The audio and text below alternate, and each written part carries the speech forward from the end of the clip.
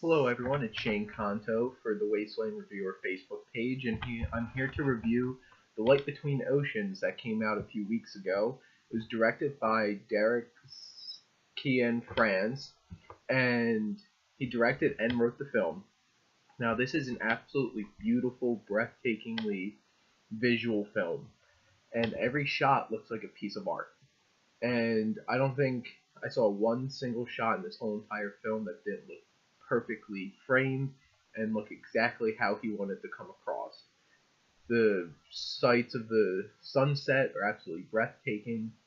The stark colors of them living on this island out in the middle of the ocean is just all visually beautiful.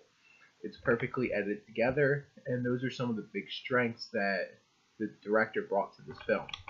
Now, in terms of story, it was a very interesting story. It took its time, it was a little slow, but it was engaging throughout, at least the first two-thirds of the movie. Now, the biggest weakness that comes in for this film is the fact that the plot and the story kind of fall apart in the third act. I was super into this film. I thought that this was a great film through two-thirds of the film. And then moments of, did that really just happen? And that would definitely not have happened like that in real life started coming in, breaking some of the stark realism of the film. There was a moment where I'm just like, that is ridiculous. That wouldn't have actually happened. And the last third of the movie becomes super melodramatic, and the characters make some ridiculous choices that kind of broke down the character, and I began to really get turned off by this film. And which is a shame because throughout most of the film, it was great. And up until the last third of the film, this could have been the Best Picture nominee or really getting some Oscar buzz.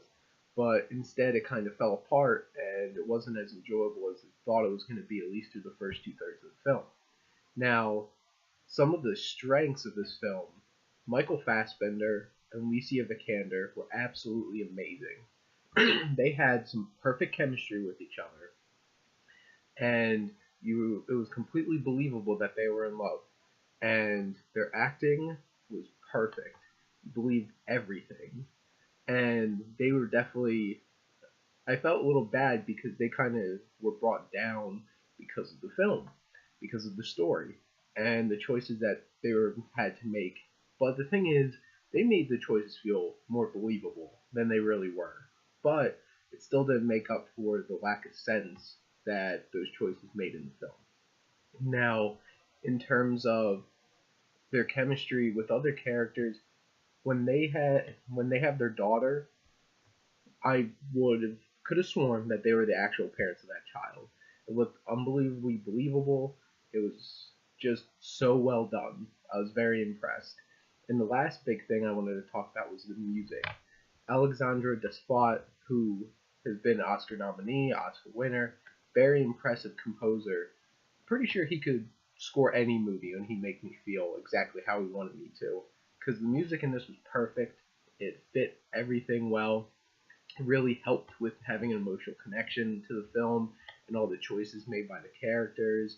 And between that and the visuals, this was just absolutely beautiful film. Unfortunately, I'm going to have to give it a B minus because honestly, I really didn't care much towards the end, and it just kept going and going and going, even to the point where it had an epilogue that felt really out of place. I would recommend going out to see it if you're a big fan of film. If you're just there to go out and enjoy a movie, I'd probably pass on this one.